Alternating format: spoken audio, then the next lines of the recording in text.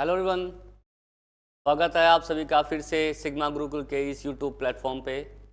मैं विकास कुमार झा फिर से एक नई क्लास को लेकर वीडियो को लेकर आपके सामने आ चुका हूँ। ठीक है, लास्ट क्लास में हमने हिंदी पेडागोजी के बारे में बात की थी बच्चों। आज हम सीडीपी के 30 क्वेश्चंस डिस्कस करने वाले हैं। ठीक है, सीडीपी के ऑलरेडी हम 2 क्लास ले चुके हैं सुपर 30 बैच के अंदर, सीरीज़ के अंदर। तो आप वो वीडियोस ज़रूर देखें, उस पर काफ़ी इंफॉर्मेटिव क्वेश्चंस हैं जिसके आंसर्स मैंने वहाँ पर दिए हैं और डिटेल में भी उसको समझाया है कॉन्सेप्ट्स के रिगार्डिंग। ठीक है, कॉन्सेप्ट्स को भी मैंने सोचा है कि थोड़ा सा डिटेल से समझाया जाए आपको। ठीक है, आज हम फिर से सुपर 30 जो है हमारा आज जो आज की जो क्लास होगी उसमें हम फिर से जो 30 क्वेश्चन हैं हमारे, वो सीडीपी के हम जो क्वेश्चन हैं उनकी बात करेंगे। ठीक है, तो स्टार्ट करते हैं बच्चों। और प्लीज़ आप लोग वो वीडियो ज़रूर देख लें, पहले वाले जो वीडियोज़ हैं, क्योंकि वो बहुत बेनिफिशियल वीडियोज़ हैं। और अपने दोस्तों को भी शेयर करें ताकि उनको भी ये बेनिफिट मिल पाए, है ना। और नए से नए क्वेश्चन, अच्छे से अच्छे क्वेश्चन जो हैं वो सीख पाएँ। ठीक है, चलिए आगे बढ़ते हैं। तो आज हमारी देख रहे हैं क्लास 13, है ना। 13 नंबर की क्लास है और चाइल्ड पैडागोजी की हम बात कर रहे हैं। चाइल्ड साइकोलॉजी, पैडागोजी आप कुछ भी कह सकते हैं। ठीक है, तो 13वीं क्लास हमारी है। ठीक है, स्टार्ट करते हैं फिर इसी पे। फर्स्ट क्वेश्चन है कि which of the following is a characteristics of a gifted learners. प्रतिभाशाली बच्चे की विशेषता जनरली क्या होती है? He can feel underestimated and bored if the class activities are not challenging enough. Okay, he is highly temperamental. ठीक है, he engaged in ritualistic behavior like hands flapping, rocking. Okay, and he gets aggressive and frustration. aggressive और frustration ऐसा होता है, ये तो गलत है बच्चों, ये पॉइंट तो गलत हो गया। हाईली टेम्परामेंटल होते हैं मतलब बहुत ही हर बात को लेकर टेम्परामेंट हो जाता है, गुस्से में आ जाते हैं। आपने देखा इम्पल्सिव टाइप के होते हैं, ऐसा भी नहीं होता। ठीक है, और he engage in ritual behaviour like flapping और रॉकिंग। ऐसा तो कब होता है? जब कोई बच्चा स्पेशल हो या जैसे नहीं ऑटिस्टिक बच्चा हो या किसी और प्रकार की कोई प्रॉब्लम हो, उन बच्चों में ही प्रॉब्लम होती है, तो ये भी नहीं होगा। बट हाँ, याद रखना गिफ्टेड बच्चे जो होते हैं ना, उनको हमेशा चैलेंजिंग टास्क पसंद होता है। ऐसे टास्क जो चैलेंजिंग हो, कुछ अलग करने का मौका मिले उनको, अलग कुछ तो मतलब चैलेंजिंग टास्क करने का उनको मौका मिले, ऐसा होना चाहिए इन्वायरमेंट। अगर उनको ऐसा इन्वायरमेंट नहीं मिलता है स्कूल के अंदर, तो वो क्या हो जाते हैं, बोर हो जाते हैं और डाइवर्ट भी हो जाते हैं। ये बात बिल्कुल सही है, क्योंकि इनको हमेशा याद रखना चैलेंजिंग टास्क करना ही पसंद होता है, चुनौतीपूर्ण कार्य करना ही पसंद होता है। इसलिए बच्चों ये वाला पॉइंट सबसे सही होगा। और स्कूल काफ़ी हद तक हम ये बात कह सकते हैं कि स्कूल ऐसी फैसिलिटीज़ या ऐसी जो क्रियाकलाप हैं, ऐसी जो मतलब एक तरीका है, इन बच्चों के लिए यही यूज हो पाता है। ठीक है, तो इसलिए इसका बेस्ट आंसर क्या होना चाहिए बच्चों हमारा? That is first. ठीक है, क्योंकि उनको हमेशा चैलेंजिंग टास्क चाहिए होता है, जो कि स्कूल या क्लास एनवायरनमेंट में उनको नहीं मिल पाता है। और अगर ऐसा नहीं मिल पाता है तो बच्चे क्या हो जाते हैं, बोर हो जाते हैं। याद रखना। ठीक है, चलिए याद रखना, फर्स्ट इसका राइट आंसर है। नेक्स्ट देखते हैं। एक teacher can enhance effective learning in her elementary classroom. Elementary classroom जो प्रारंभिक कक्षा होती है, जो कि अनिवार्य शिक्षा होती है।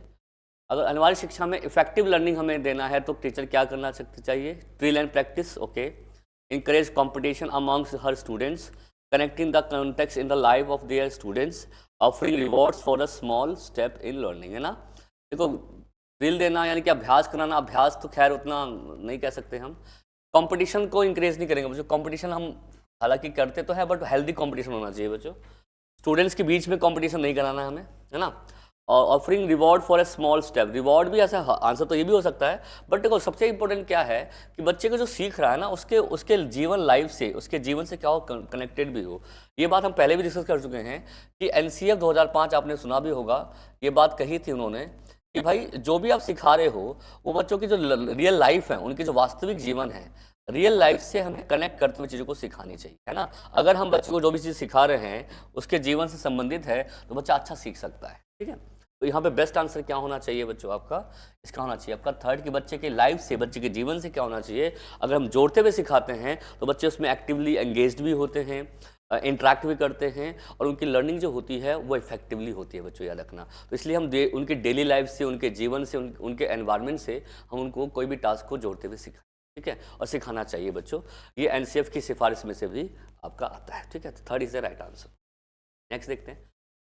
Which of the following statement about children are correct, मतलब बच्चों के बारे में कौन सा स्टेटमेंट आपको लग रहा है कथन कथन जो है वो सही है। Children are passive recipient, passive नहीं होते बच्चों, चिल्ड्रन जो होते हैं वो तो एक्टिव होते हैं ना बच्चे, चिल्ड्रन को हमेशा हम एक्टिव लर्नर मानते हैं, तो ये पॉइंट तो गलत हो गया। Childrens are problem solver, yes, problem solving करने के अवसर भी हमें उनको देने चाहिए, तो प्रॉब्लम सॉल्वर होते हैं, ये बात सही है। Children are scientific investigator, yes, discovery learner होते हैं। और आपने पियाजे की थ्योरी पढ़ी होगी, उन्होंने कहा भी था कि बच्चा एक लिटिल साइंटिस्ट ही होता है, कुछ ना कुछ खोजता ही रहता है, डिस्कवरी करता रहता है, ये बात भी सही है। और children can actively explore their environment, कि अपने आप को एक्सप्लोर करते हैं, पूछते हैं, टास्क करते हैं, एक्टिविटी करते हैं, तो खुद में एक्टिविटी करने की एबिलिटी उनके पास होती है। तो ये तीनों पॉइंट सही हैं, यानी कि पहला छोड़ के तीनों पॉइंट सही हैं, यानी कि second, third and fourth answer हमारा होना चाहिए। और ये कौन से ऑप्शन में है, ये ऑप्शन हमारा कौन सा है, फर्स्ट, ठीक है। सेकंड कौन से ऑप्शन में हमारे बच्चों, ये फर्स्ट में है, तो राइट आंसर हमारा क्या होना चाहिए बच्चों आपका, डेट इज फर्स्ट, ठीक है। सिंपल क्वेश्चन था बच्चों, और बच्चों को हमेशा एक्टिव मानना है, डिस्कवरी लर्नर मानना है, हमें ये ध्यान रखना, और वो एक अच्छा प्रॉब्लम सॉल्वर है। और बट हम प्रॉब्लम सॉल्विंग जब करवा रहे होते हैं तो हम ये ध्यान रखते हैं कि जो प्रॉब्लम हम उसको दे रहे हैं वो उसके लेवल का होना चाहिए, उसके स्तर का होना चाहिए, तभी बच्चे अच्छा क्या कर सकते हैं, सीख सकते हैं, ठीक है। तो इसका आंसर यहाँ पर फर्स्ट होगा। नेक्स्ट देखते हैं, which of the following is a most effective method to encourage conceptual development in student, मतलब कॉन्सेप्ट डेवलप करना है, संप्रत्य का निर्माण करना है, तब कैसे करेगा। Replace the students incorrect ideas with correct one by asking them to memorise. Memorise तो वैसे बच्चों नेगेटिव वर्ड होता है, पहले वीडियोस में भी हमने डिस्कस किया हुआ है। याद करना, ये रटवाने वाला काम नहीं करना हमें। Give student multiple examples and courage them to use reasoning, yes, ये कर सकते हैं कि बच्चों को मल्टीपल आंसर दे और तर्क करने के लिए मोटिवेट करे, तो ये आंसर हो सकता है। Use punishment till student, punishment भी नेगेटिव वर्ड है बच्चों, मैंने आपको पहले कहा था, तो ये भी यूज नहीं करना है हमें, ठीक है। And new concept need to be understand on their own without any reference, बिना किसी रेफरेंस के नए आइडिया बनाना, तो ऐसा भी नहीं होता बच्चों कि नई अवधारणा को पुराने अवधारणा के संदर्भ के बिना, और अभी हमेशा हम ये कहते हैं कि नया ज्ञान पुराने ज्ञान के आधार पर होना चाहिए, तो ये भी पॉइंट गलत हो गया। बेस्ट आंसर इसका क्या है, give student multiple examples and encourage them to use reasoning, तो ये आंसर, इससे बच्चा अच्छा कॉन्सेप्ट डेवलप कर सकता है, तो इसका आंसर क्या होना चाहिए बच्चों आपका, सेकंड, ठीक है। चलिए नेक्स्ट देखते हैं। Primary school children will learn most effective in an atmosphere, मतलब प्राथमिक क्लास के बच्चे कौन से एनवायरनमेंट में, माहौल में अच्छा सीखते हैं, इसके बारे में बात की गई है। Where the teacher is authoritative and clearly dictate what should be done, तो अथॉरिटेटिव होता है जिसका अधिकार हो, आधिकारिक होता है बच्चों, तो टीचर का अधिकार का मतलब यहाँ पे टीचर सेंट्रिक एनवायरनमेंट का हुआ बच्चों, तो ऐसा तो हम नहीं कह सकते, ठीक है। Where the focus and stress are only on mastery primary cognitive skills, केवल कॉग्निटिव स्किल्स पर हमारा हो, तो यहाँ पे ओनली वर्ड आ गया। ओनली तो बच्चों एक नेगेटिव वर्ड है, रिस्ट्रिक्ट करता है, तो ये नेगेटिव वर्ड है, तो ये भी आंसर नहीं होना चाहिए कि केवल हम बच्चों के कॉग्निटिव स्किल्स पर ही ध्यान देंगे। Where the teacher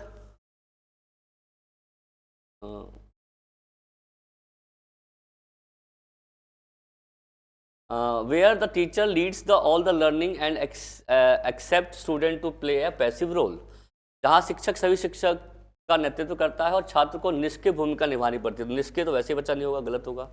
where their emotion needs are met and they feel that they are valued, देखो बच्चों याद रखना, अगर बच्चों में अच्छा विकास करना है तो हमें बच्चों के इमोशनल नीड्स का ध्यान रखना है। आप लोगों ने अब्राहम मैस्लो की थ्योरी पढ़ी होगी, अब्राहम मैस्लो ने एक बात कही थी कि अगर बच्चों को हमें कॉग्निटिवली रेडी करना है तो हमें उसको इमोशनली भी रेडी रखना पड़ेगा बच्चों। अगर बच्चा सभी रूप से तैयार नहीं है तो वो सीख नहीं सकता, है ना।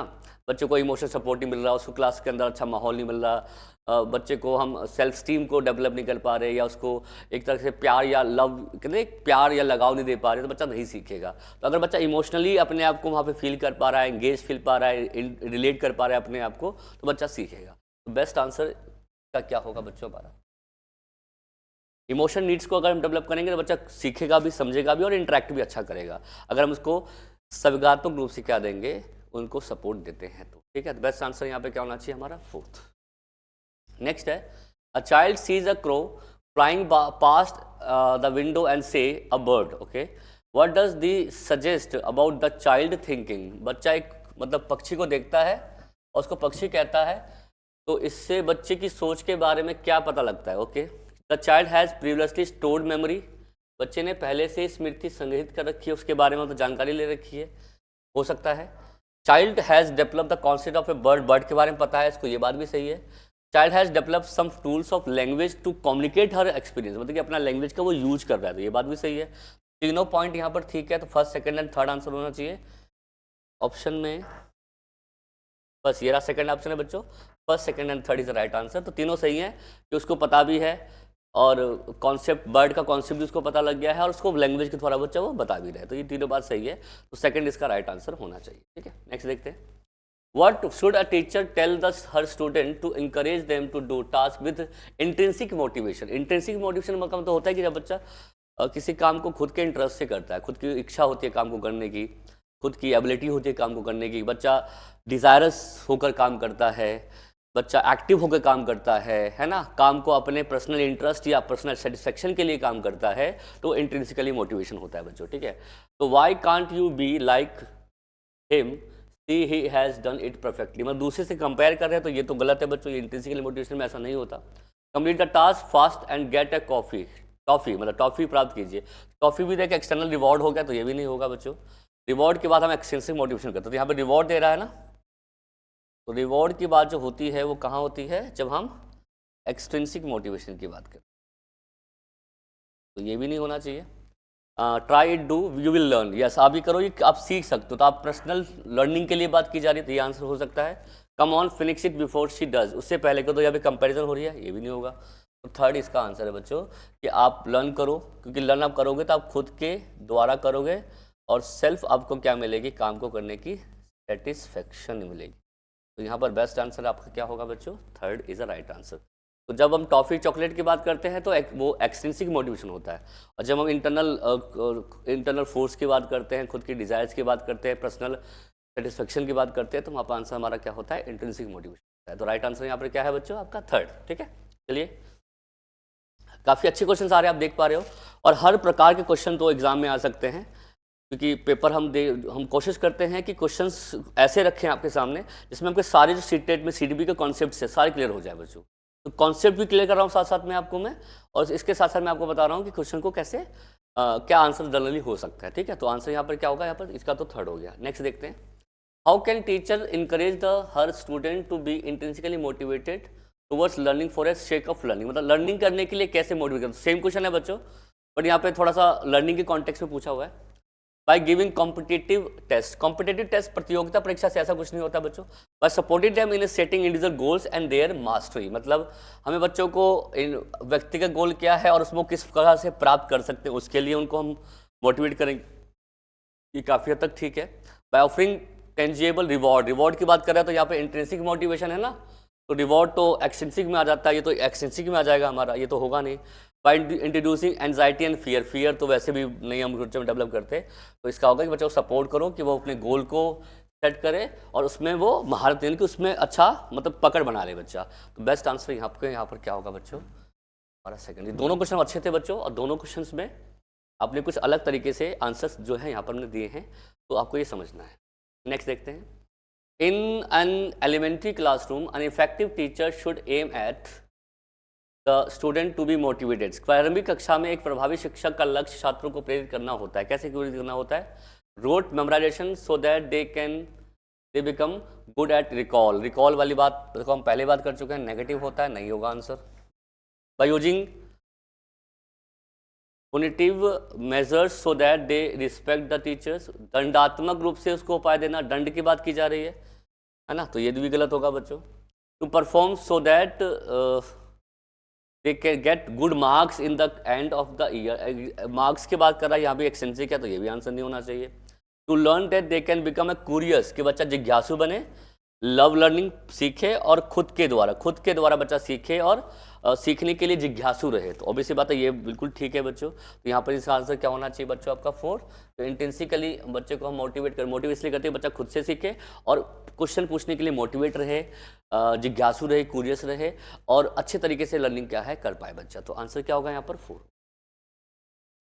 नेक्स्ट है, which of the following is the example of effective school practice, school practice जब आप करा रहे हो, स्कूल अभ्यास करवा रहे हो, तो क्या आप ध्यान में रखोगे, कॉर्पोरल दंड पनिशमेंट, ये तो गलत है, इंडिविजुअल नीड लर्निंग ये हम करेंगे, कॉम्पिटेटिव क्लासरूम भी नहीं होता, कांस्टेंट कंपैरेटिव क्लास एवैल्यूएशन तुलनात्मक करना, तुलना भी नहीं करते बच्चों हम, तो इंडिविजुअल लर्निंग का ध्यान रखते हैं, यानी कि अब यहाँ पर ये मतलब हुआ कि हम ध्यान रखते हैं किस चीज़ का, इंडिविजुअल नीड्स का, है ना, इंडिविजुअल लेवल्स का ध्यान में रखते हैं, या अभी कह लो इंडिविजुअल लर्निंग का ध्यान में रखते हैं। तो आंसर यहाँ पे क्या होना चाहिए बच्चों आपका?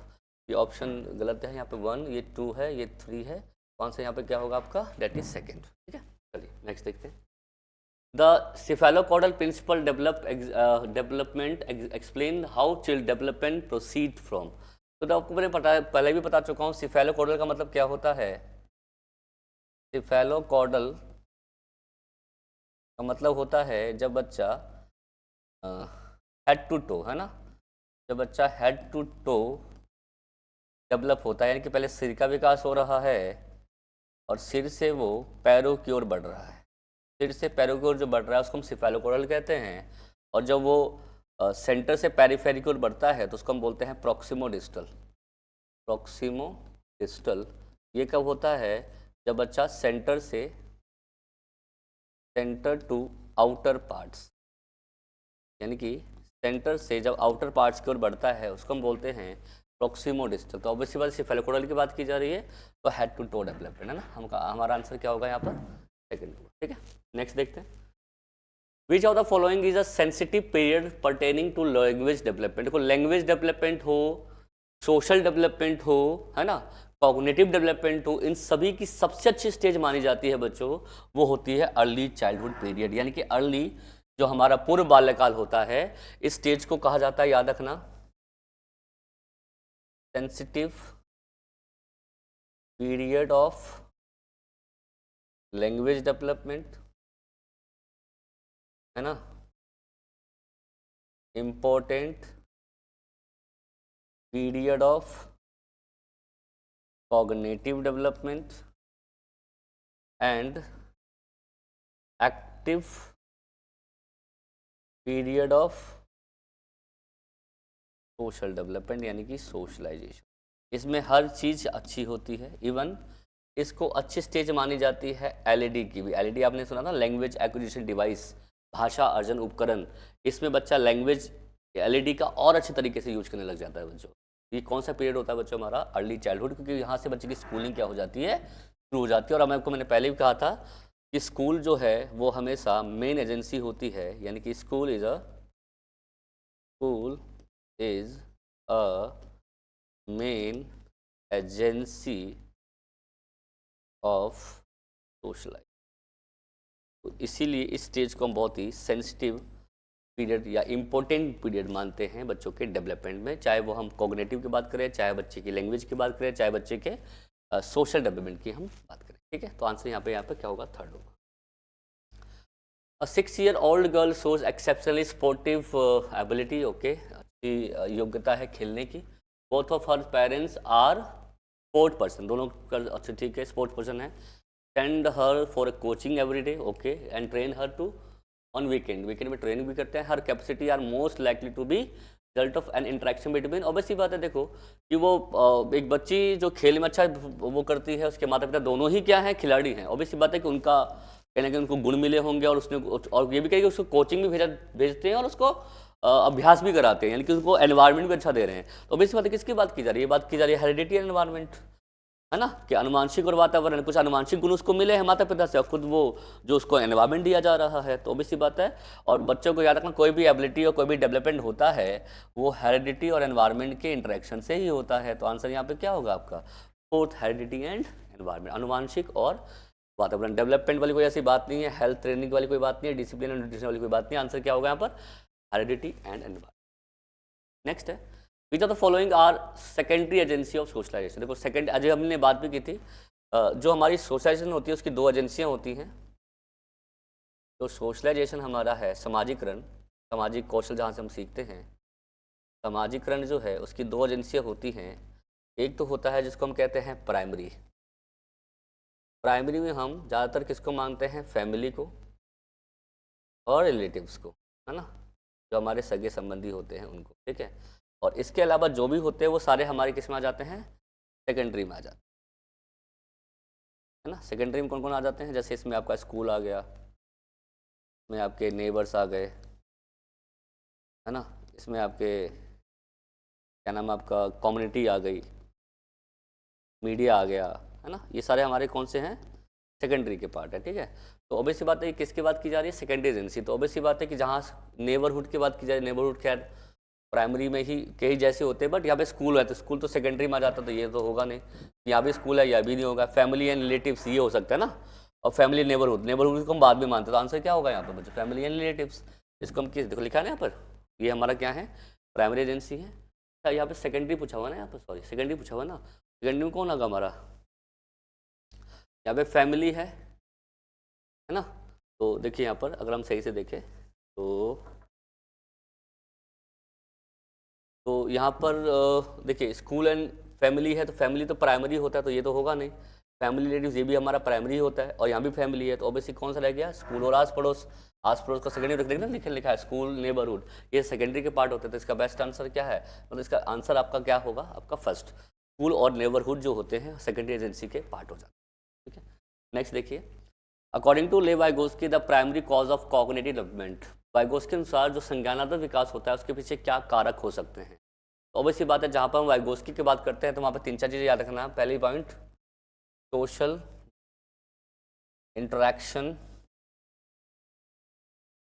ठीक है, सोशल इंटरेक्शन सामाजिक अंतःक्रिया बोलते हैं, या रेसिप्रोकली सीखना, रेसिप्रोकल लर्निंग बोल सकते हैं, ठीक है, रेसिप्रोकल लर्निंग बोल सकते हैं हम, है ना। हम क्या नाम है, कोलैबोरेटिव लर्निंग बोल सकते हैं, मिलजुल के बच्चे सीखते हैं। जहाँ पर सोसाइटी की बात की जाए, जहाँ पर ग्रुप लर्निंग या हेल्प की बात की जाए, वहाँ पर वाइगोस्की नाम आता है। तो आंसर यहाँ पे क्या है, सोशल इंटरेक्शन के, बच्चा समाज के द्वारा ही इंटरेक्शन करता है, और जितना अच्छा इंटरेक्शन करेगा बच्चे का उतना ही अच्छा उसका जो मानसिक विकास यानी कि कॉग्निटिव डेवलपमेंट बच्चे का हम कर पाएंगे। तो बेस्ट आंसर यहाँ पर क्या है बच्चों आपका, और कुछ पढ़ने की आपको आवश्यकता ही नहीं है इसके अंदर। नेक्स्ट है, in the context of Kohlberg stage of moral reasoning, under which stage would you the given typical response of a child falls, है ना।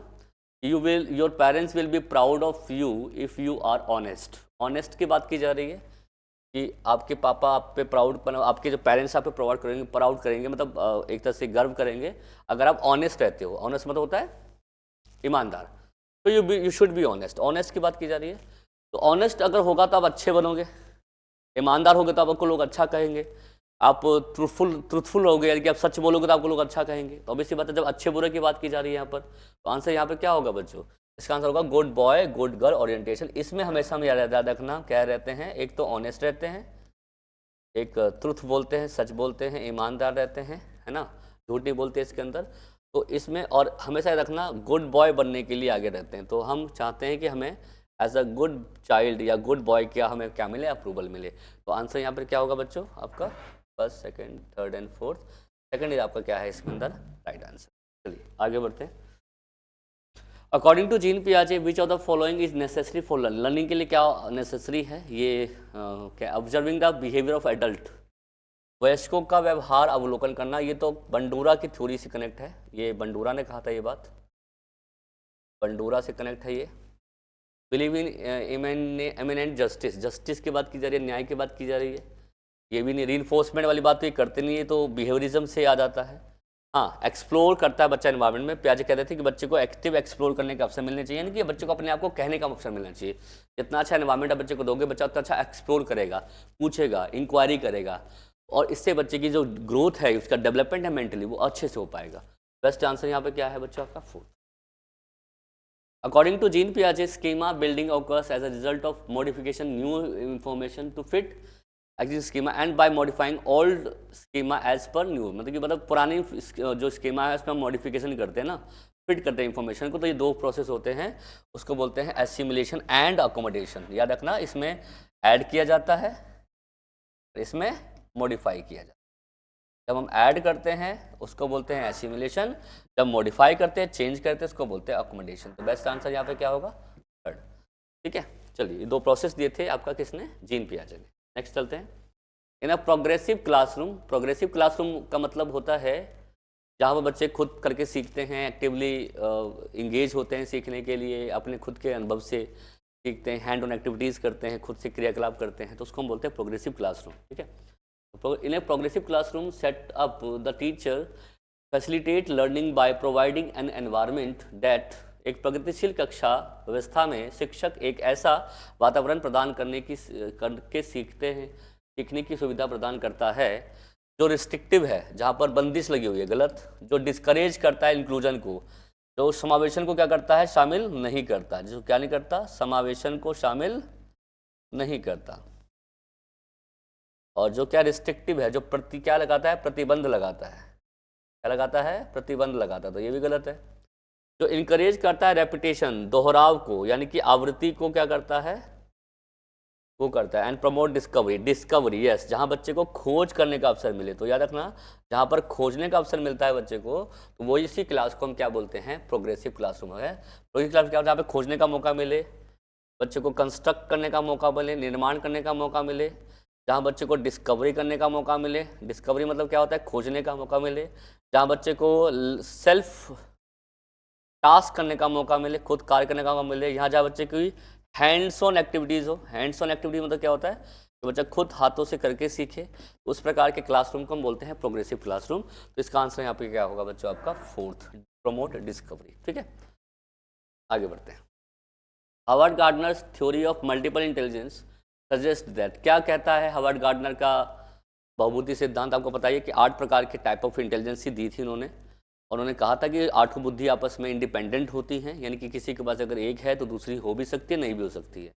और एक व्यक्ति के अंदर एक से अधिक प्रकार की बुद्धि हो सकती है, ऐसा भी गार्डनर का कहना था। ठीक है, तो intelligence is just only determined by the IQ test. IQ test वाली बात तो ऐसा कुछ वो करते नहीं। Teacher should use MI as a framework for division alternative way of teach and subject matter. ये बात है कि बच्चे टीचर को अगर हर प्रकार की बुद्धि के बारे में पता होगा तो वो अपने सब्जेक्ट को उस हिसाब से टीच कर पाएगा। तो ये आंसर हो सकता है। Ability to destiny and does not change over a period of time, मतलब कि योग्यता भाग्य है जो कि साथ बदलती नहीं है, ऐसा कुछ उन्होंने कहा ही नहीं था। Every child should be taught every subject in every 8 different way of in order to develop all the intelligence. ऐसा भी नहीं है कि हम बच्चों को 8 तरीके से पढ़ाएं। ठीक है, तो ये सारे आंसर तो गलत लग रहे हैं बच्चों। तो बेस्ट आंसर यहाँ पे क्या है बच्चों, आपका second. Teacher should use MI मतलब होता है multiple intelligence, as a framework for a division alternative way and teach the subject matter. Subject matter को हम पढ़ा सकते हैं अगर हमें इन मेथड्स के बारे में पता है। तो ये आंसर इसका होगा बच्चों सेकंड। ठीक है, बाकी सारे इसके नेगेटिव आंसर हैं। ठीक है, नेक्स्ट देखते हैं। अ 5 years girl talks to herself while trying to fold a t-shirt. Which of the following statement is correct in the context of behavior displayed by the teacher?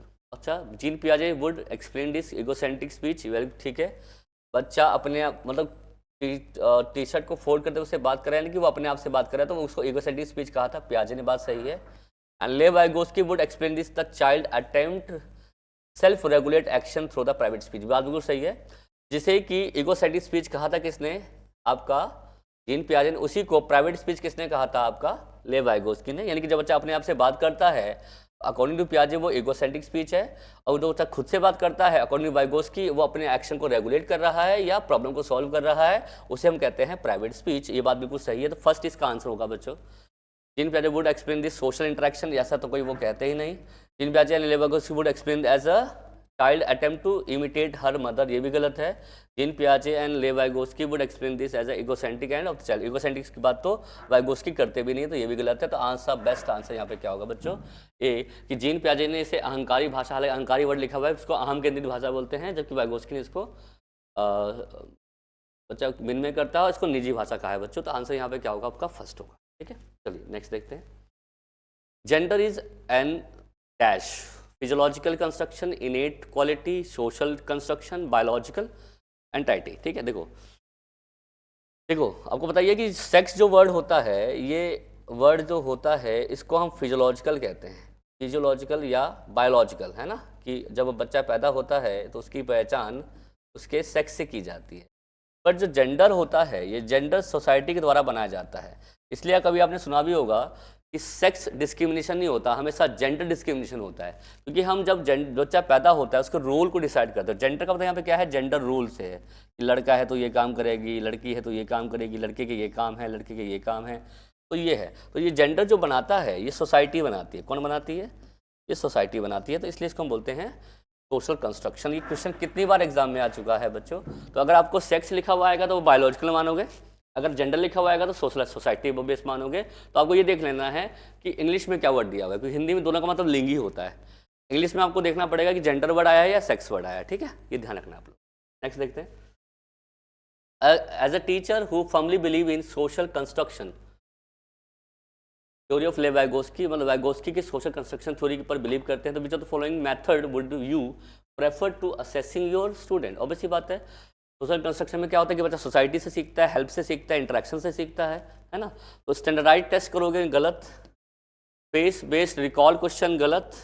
Objective multiple choice question, गलत। सहयोगात्मक, है ना, बोला ना cooperative learning करवाएगा, या तो task देंगे वो प्रोजेक्टिव देंगे, कोलैबोरेटिव प्रोजेक्ट बेस पर, कि बच्चा मिलजुल के इसको काम को करे और उसको हम क्या करेंगे फिर असेस करेंगे। तो आंसर यहाँ पे क्या होगा, तो जहाँ पे कोलैबोरेटिव होगा, देखो हमने पीछे भी बात की थी कि देखो अभी वाइगोस्की वाले क्वेश्चन में हमने बात की थी ना कि जहाँ पे कोलैबोरेशन आ जाए तो वाइगोस्की होगा। अभी हमने पीछे कहीं बात की थी, ये रहा ना कि सोशल इंटरेक्शन लिखा हुआ है वाइगोस्की होगा, रेसिप्रोकल लर्निंग लिखा हुआ है वाइगोस्की होगा, कोलैबोरेटिव लर्निंग आएगा तो क्या होगा नाम, वाइगोस्की होगा। ये कुछ वर्ड ही आपको याद रखना है, ऐसा कीवर्ड है जहाँ पर अगर ये वर्ड आ जाए तो आपको वाइगोस्की ही मिलेगा, ठीक है। चलिए आगे देखते हैं। 24वां क्वेश्चन, 23 हो गए हमारे यहाँ तक, है ना। 24वां question, to cater to individual difference in his classroom a teacher would, मतलब अपनी कक्षा में व्यक्तिगत भिन्नता को ध्यान में रखते हुए शिक्षक को क्या करना चाहिए। सेग्रीगेट एंड लेबल्ड, सेग्रीगेट नहीं कर सकते बच्चों, अलग नहीं कर सकते बच्चों को, है ना, अंकों के आधार पर। लेबलिंग करना हमेशा नेगेटिव वर्ड होता है, याद रखना। Engage in a dialogue with student and value their perspective, बिल्कुल सही है कि हर बच्चे के को बोलने का मौका देंगे और उसको वैल्यू देंगे, ये बात सही है। इम्पोज स्ट्रिक्ट रूल, गलत। हैव यूनिफॉर्म एंड स्टैंडर्डाइज्ड वे, ये भी गलत है बच्चों। बेस्ट आंसर यहाँ पे क्या होगा आपका सेकंड, कि आप क्या करोगे, छात्रों के साथ संवाद करोगे और उनके दृष्टिकोण को महत्व दोगे, उनको कहने का मौका दोगे। मतलब दृष्टिकोण का मतलब होता है कि उन बच्चों को कहने का मौका दोगे जो वो कहना चाहते हैं। ऐसा एनवायरमेंट आपको रखना है कि जहाँ बच्चों को कुछ भी कहने का क्या हो, मौका मिले, ठीक है। तो ये आपको करना है क्लासरूम के अंदर। नेक्स्ट है असेसमेंट इज पर्पसफुल, मूल्यांकन उद्देश्यपूर्ण है यदि it serves as a feedback for a student as well as learner, मतलब दोनों के लिए फीडबैक का काम करे, प्रतिपुष्टि का काम करे, ठीक है। It is done only once at the end of the year, नहीं असेसमेंट तो एंड ऑफ द ईयर होता भी नहीं है बच्चों। Comparative evaluation are made to differentiate between students and achievements, ये भी नहीं, कंपैरिजन तो वैसे भी नहीं हम करते। It induce fear and stress, stress फिर तो वैसे नेगेटिव वर्ड है, ये भी नहीं यूज होगा। बेस्ट आंसर क्या है कि असेसमेंट से फीडबैक मिलता है स्टूडेंट्स को भी कि वो कैसे सीख रहे हैं, क्या कर रहे हैं, और टीचर को भी कि वो कैसे सिखा रहे हैं, कहाँ पर बच्चों की कमी है। तो असेसमेंट एक ऐसी चीज़ है बच्चों जहाँ पर टीचर को भी एक तरह का फीडबैक मिलता है और स्टूडेंट को भी क्या मिलता है, फीडबैक मिलता है, दोनों को क्या मिलता है, फीडबैक मिलता है। इसलिए इसका आंसर क्या होगा बच्चों, बेस्ट आपका फर्स्ट इसका क्या है बच्चों, आपका राइट आंसर, ठीक है। नेक्स्ट देखते हैं।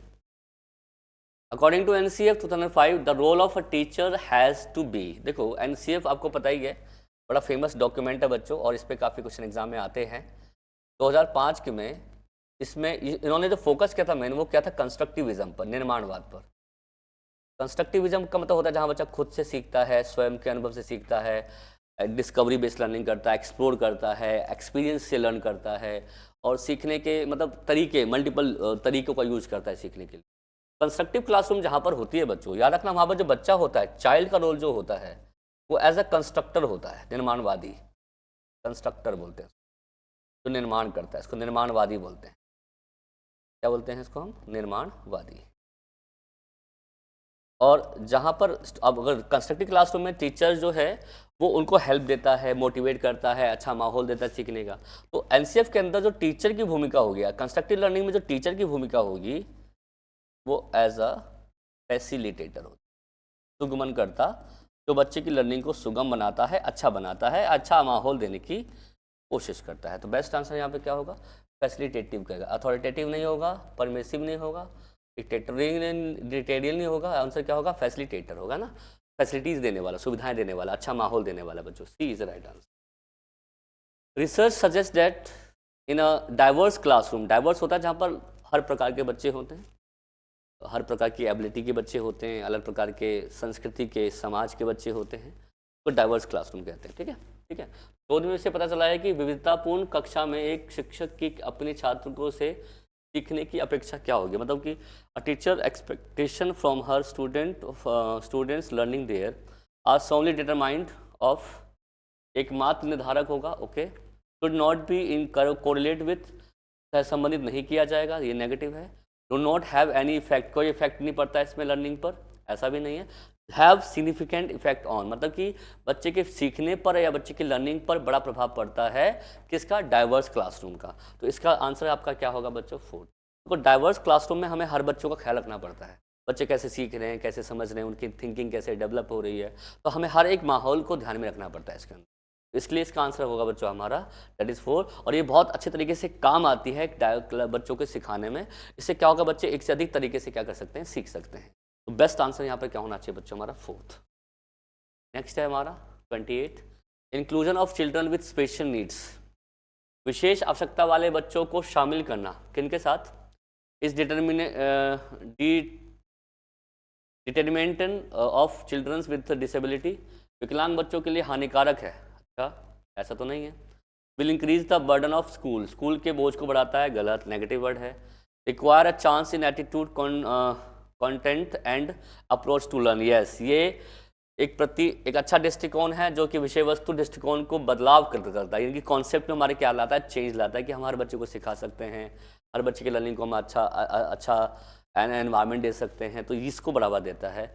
और अनरियलिस्टिक है, ऐसा भी नहीं है। तो आंसर यहाँ पे क्या होगा बेस्ट, तो हमें इंक्लूसिव स्कूल को प्राथमिकता देनी चाहिए, जहाँ पर हम हर बच्चे को क्लास में पढ़ाते हैं। काफ़ी बार क्वेश्चन एग्जाम में पहले भी, मतलब हमारे वीडियोस में पहले भी आ चुका है कि इंक्लूसिव एनवायरनमेंट हमें देना है, जहाँ पर हर बच्चों को वैल्यू मिलती है, हर बच्चे के एटीट्यूड को वैल्यू मिलती है, और जहाँ पर हर बच्चे को एक जैसे तरीके से एक क्लासरूम के अंदर एकजुट होकर कह सकते हो कि समानता प्रदान करते हुए बच्चों को हमें क्या करना होता है, पढ़ाना होता है। बेस्ट आंसर यहाँ पे क्या होगा, 3rd। नेक्स्ट है having a diverse classroom with children from varied social, economical and cultural background and reach the learning experience of all students, है ना। विविध सामाजिक, आर्थिक और सांस्कृतिक पृष्ठभूमि वाले बच्चों के साथ एक विविध कक्षा होने से सभी छात्रों को सीखने के अनुभव समृद्ध होते हैं। देखो अभी क्वेश्चन पहले भी आया था, ऐसा क्लासरूम जहाँ पर अलग प्रकार की संस्कृति के लोग हैं, समाज के लोग हैं, धर्म के लोग हैं, जाति के लोग हैं, उन क्लास को हम डाइवर्स क्लासरूम कहते हैं। तो क्या ये सीखने को बढ़ावा देता है, ये कथन आपको क्या लगता है, सीखने को बढ़ावा दे रहा है? करेक्ट है, because children learn many skill from their peers, yes, यही इसका राइट आंसर है कि विविध क्लासरूम अगर होगी ना तो हर बच्चा एक दूसरे से क्या करेगा, सीखेगा, लर्निंग करेगा। तो बेस्ट आंसर यहाँ पर यही होना चाहिए, correct, because it makes the classroom hierarchy बनाएगा, ऐसा कुछ है नहीं, मतलब क्रमबद्ध करेगा। इनकरेक्ट है because it leads to unnecessary competition, गलत है। इनकरेक्ट है because it confuse the children, इन कंफ्यूजन भी नहीं है। बेस्ट आंसर यहाँ पे क्या होगा, फर्स्ट, और फर्स्ट ही आंसर होना चाहिए, क्योंकि डाइवर्स क्लासरूम हमेशा हमें कुछ सीखने के लिए प्रमोट करती है, कुछ अलग से काम करने के लिए प्रमोट करती है, इवन कोऑपरेटिव लर्निंग के लिए प्रमोट करती है कि एक दूसरे से बच्चे सीखेंगे, एक दूसरे के कल्चर से सीखेंगे, एक दूसरे के रिचुअल से, कस्टम से सीखेंगे, यानी कि बच्चे का अच्छा सोशलाइजेशन हो पाएगा बच्चे। तो इसलिए इसका आंसर आपका फर्स्ट हो। नेक्स्ट है 30 क्वेश्चन है, लास्ट क्वेश्चन है बच्चों। A child with hearing impairment, मतलब एक बच्चा है जो कि सब बाधित है, सुनने में असमर्थ है, will not benefit from academic education only and should be given vocational training, मतलब कि स्कूल में पढ़ाना नहीं चाहिए और वोकेशनल ट्रेनिंग देनी चाहिए। बहुत ही वाहियात आंसर है, मतलब ऑप्शन है ये। Can do very well in regular school if suitable facilities and resource are provided, यही आंसर होगा बच्चों कि रेगुलर क्लासरूम देना है, क्योंकि हम किसकी बात करते हैं, अभी हमने बात की है इंक्लूसिव एजुकेशन की बात की है, जहाँ पर हर प्रकार के बच्चों को हमें कौन सा एनवायरनमेंट देना होता है, रेगुलर, जिसको बोलते हैं बच्चों सामान्य या नियमित विद्यालय दिया होता है, ठीक है। तो यही आंसर होना चाहिए वैसे तो। Will never be able to regular school, never की बात की रहा है, गलत है। Should send only school for a learning impairment, hearing impairment वाले स्कूल में पढ़ाना चाहिए, तो गलत है बच्चों। हमारी तो पहले इसलिए इंक्लूसिव की कि बच्चे को अलग से ना पढ़ाना पड़े, हमें एक ही क्लास में पढ़ाना पड़े ना, तभी तो इंक्लूसिव एजुकेशन को हम लेके आए हैं ना, समावेशी शिक्षा को, कि जहाँ पर सारे बच्चे एक साथ पढ़ सके। अगर अलग से स्कूल में भेजना ही होगा हमें, तो फिर इंक्लूसिव एजुकेशन नाम याद का रह जाएगा बच्चों। बेस्ट आंसर यहाँ पे क्या होगा बच्चों आपका, डेट इज सेकेंड, ठीक है। हमारा, क्योंकि हमारा लक्ष्य है कि हमें हर बच्चे को एक ही क्लासरूम में पढ़ाना, चाहे बच्चा किसी भी प्रकार का किसी प्रकार की डिसेबिलिटी क्यों ना हो, बच्चा किसी भी प्रकार के धर्म जाति का क्यों ना हो, हम हर बच्चे को एक ही क्लास के अंदर पढ़ाएंगे, ठीक है। तो ये 30 क्वेश्चंस मैंने सॉल्व किए। आई होप कि काफ़ी कॉन्सेप्ट जो है आज की क्लास में भी, आज की वीडियो में भी आप लोगों को मतलब आप लोगों ने कुछ अच्छा सीखा होगा इसके अंदर। मिलते हैं नेक्स्ट वीडियो में बच्चों, नेक्स्ट हिंदी पेडागोजी की वीडियो हमारी आएगी बच्चों। आप देख पा रहे हैं कि एक दिन हम हिंदी पेडागोजी करते हैं और एक दिन हम CDP करते हैं। तो आपके सारे के सारे क्वेश्चन जो हैं सारे के सारे जो मतलब कॉन्सेप्ट है वो धीरे धीरे मैं क्लियर कर दूंगा बच्चों। और ये बहुत श्योरिटी के साथ मैं आपको कह रहा हूँ, श्योर करके कह रहा हूँ मैं आप लोगों को कि आने वाले एग्जाम में अगर आप सारी वीडियो देख लेते हैं तो मैक्सिमम क्वेश्चंस आप कर पाओगे और काफ़ी हद तक अच्छा परफॉर्म कर पाओगे और अच्छे मार्क्स से आप पास होगे। ठीक है, तो मिलते हैं नेक्स्ट वीडियो में। हिंदी पेडागोजी की नेक्स्ट वीडियो आएगी, उसके बाद फिर से CDP आएगा। तो दोनों कॉन्सेप्ट को हम एक साथ लेके चल रहे हैं, आपकी पेडागोजी में भी हेल्प मिलेगी आपको और CDP पोर्शन में भी आपको हेल्प मिलेगी। ठीक है, तो मिलते हैं नेक्स्ट क्लास में बच्चों। Thank you very